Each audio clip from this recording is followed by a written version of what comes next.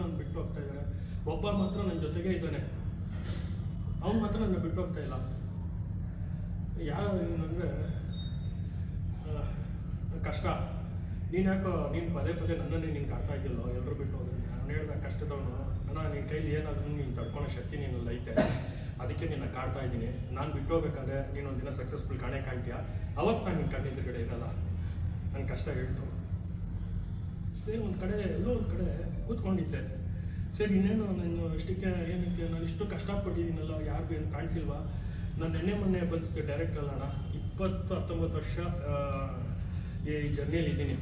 Gang ಆರ್ಟಿಸ್ಟಾಗಿ ಸೂಪರಲ್ಲಿ Upendra sir ಜೊತೆಗೆ gang ಆರ್ಟಿಸ್ಟಾಗಿ ಬೆಳೆದವನು. ಆಮೇಲೆ ವಿಜಯಣ್ಣ ದೇವ್ರ ಪಿಕ್ಚರಲ್ಲಿ ಸುಮಾರು ಗ್ಯಾಂಗ್ ಆರ್ಟಿಸ್ಟಾಗಿ ಬೆಳೆದು ಒಂದು ಲೀಡಿಂಗ್ ಕ್ಯಾರೆಕ್ಟ್ರು. ಡಿ ಬಾಸ್ ಪಿಕ್ಚರಲ್ಲಿ ಒಂದು ಚಕ್ರವರ್ತಿ ಅನ್ನೋ ಒಂದು ಕ್ಯಾರೆಕ್ಟ್ರು ಮೊಟ್ಟ ಮೊದಲ ಬಾರಿಗೆ ಡಿ ಬಾಸ್ ಜೊತೆಗೆ ಒಂದು ಪ್ರಮುಖ ಪಾತ್ರದಲ್ಲಿ ಮಾಡಿದೆ.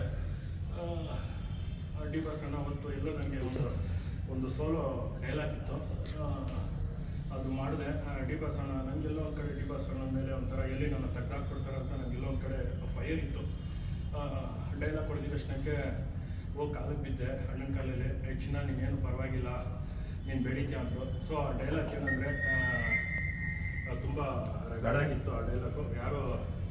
ಯಾರಿಗೂ ಆ ಡೈಲಾಗ್ ಇವತ್ತಿಗೂ ಇಷ್ಟು ವರ್ಷದಲ್ಲಿ ಡಿ ಬಾಸ್ ಅನ್ನೋ ಪಿಕ್ಚರಲ್ಲಿ ಯಾರಿಗೂ ಆ ಥರ ಡೈಲಾಗ್ ಕೊಟ್ಟಿಲ್ಲ. ನನಗೆ ಕೊಟ್ಟಿದ್ರು ಚಿಂತನ್ ಸರ್ ಡೈರೆಕ್ಟ್ರು. ಅದನ್ನು ನನಗೆ ತುಂಬ ಖುಷಿ ಆಯ್ತಾಯಿತ್ತು.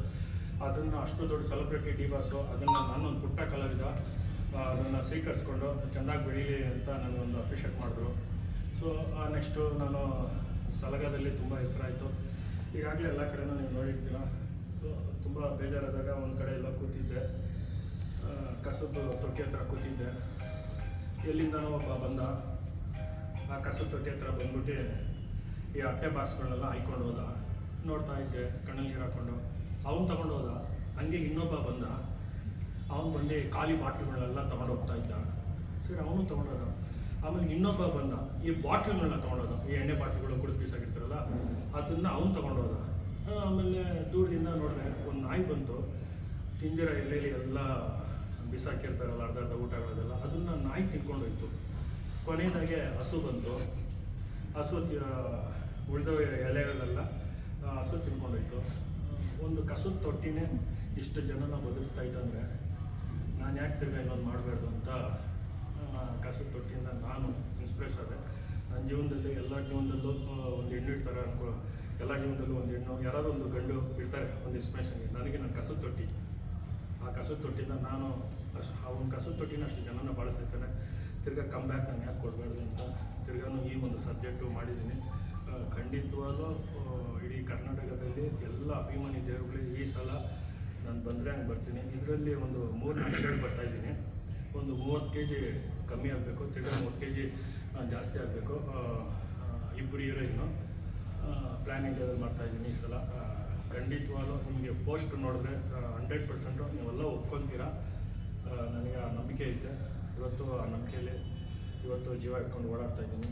ಖಂಡಿತವಾಗಲೂ ನಿಮಗೆ ಅದನ್ನು ನಾನು ತಲುಪಿಸ್ತೀನಿ. ಸರ್, ಆ ಸಿನಿಮಾಗೋಸ್ಕರ ಈಗ ಬುಕ್ ಮಾಡ್ತಾ ಇದ್ದೀರಾ? ಆ ಸಿನಿಮಾಗೋಸ್ಕರ ಇವಾಗ ತಯಾರಿ ನಡೆಸ್ತಾ ಇದ್ದೀರಾ? ಖಂಡಿತವಾಗಲೂ ಇದೊಂಥರ ಅಲ್ಲಿ ಪೂಜೆ ದಿವಸ ಸೂರ್ಯಣ್ಣನೇ ಇಲ್ಲ. ಈಗ ಬಂದು ಕ್ಲಾಸು ಐತೆ, ಮಾಸು ಐತೆ. ಈ ಸಬ್ಜೆಕ್ಟಲ್ಲಿ ಎಲ್ಲ ಥರನೂ ನೋಡ್ಬೋದು ನೀವು. ಈ ಸಲ ಸೂರ್ಯಣ್ಣನ ಇನ್ನೊಂದು ಇದರಲ್ಲಿ ಶೇಡಲ್ಲಿ ನೀವು ನೋಡ್ತೀರಾ, ಫುಲ್ಲು ನೋಡ್ತೀರಾ.